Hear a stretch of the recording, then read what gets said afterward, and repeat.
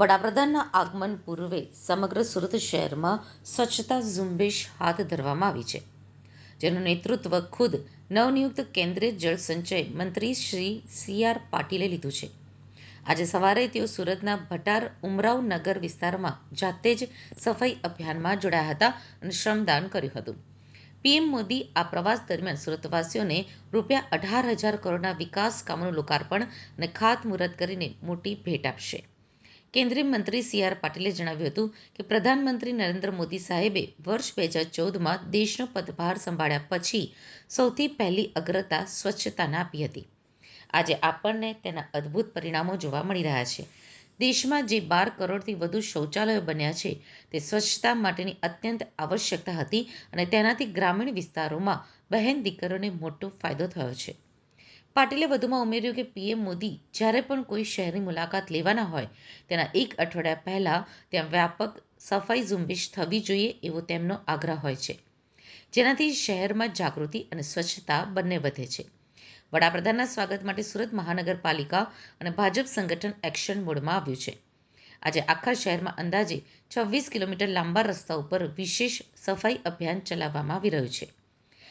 શહેરના અલગ અલગ 800 જેટલા નિર્ધારિત સ્થળ ઉપર મેગા ક્લીનનેસ ડ્રાઈવ હાથ ધરવામાં આવી છે.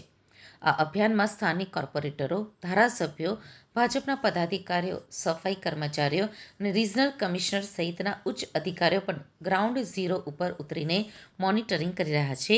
સમગ્ર સુરતને દુલ્હનની જેમ સજાવવામાં આવી રહ્યું છે.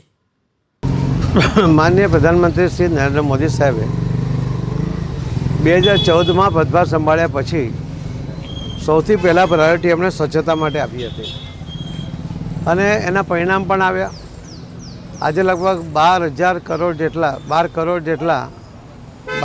જેટલા જે ટોયલેટ બન્યા છે એ પણ સ્વચ્છતા માટેની અત્યંત આવશ્યકતા હતી ને ગ્રામીણ વિસ્તારોમાં એના કારણે પણ ખૂબ મોટો ફાયદો થયો.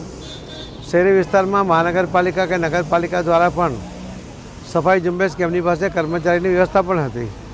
સુરત મહાનગરપાલિકામાં આજે જ્યારે સ્વચ્છતાનું પહેલું બિરુદ પ્રાપ્ત કર્યું છે ત્યારે સફાઈ કર્મી સુરત શહેરના એમના અધિકારી પદાધિકારી બધાએ મળીને જે મહેનત કરી છે એના કારણે આ પ્રથમ નંબરે આજે સ્વચ્છતામાં સુરત છે. આ નંબર જાળવી રાખવું અને અલગ અલગ સમયે આવી સફાઈ ઝુંબેશ કરતા રહેવું. માનનીય પ્રધાનમંત્રી મોદી સાહેબ જ્યારે કોઈ શહેરમાં વિઝિટ કરે છે એના એક અઠવાડિયા પહેલાં ત્યાં સફાઈ ઝુંબેશ થવી જોઈએ એવો એમનો આગ્રહ હોય છે. એના કારણે સ્વચ્છતાનું પ્રમાણ એક વધે છે. આવતીકાલે માનનીય પ્રધાનમંત્રી મોદી સાહેબ જ્યારે સુરત પધારી રહ્યા છે ત્યારે આ એક અઠવાડિયાથી મહાનગરપાલિકા એના અધિકારી કર્મચારીઓ સાથે મળીને ભારતીય જનતા પાર્ટીના સૌ આગેવાનો અને કાર્યકર્તાઓ મળીને સફાઈ ઝુંબેશ આદરી છે. આજે પણ ઉમરાવ નગરની અંદર આ સફાઈ માટે આ વિસ્તારના કોર્પોરેટરશ્રીઓ અને સૌ કાર્યકર્તાઓ કર્મચારીઓ સાથે છે. મ્યુનિસિપલ કમિશનરશ્રી પોતે પણ અહીંયા આમાં રસ લઈ રહ્યા છે. સાથે સાથે મેલેરિયા ન થાય એના માટે, પાણીનો ભરાવો ન થાય એની જાગૃતિ લાવવા માટે પણ એમણે લગભગ આખા શહેરમાં 900 જેટલા કેમ્પ કર્યા છે. એ ખૂબ અભિનંદનને પાત્ર છે.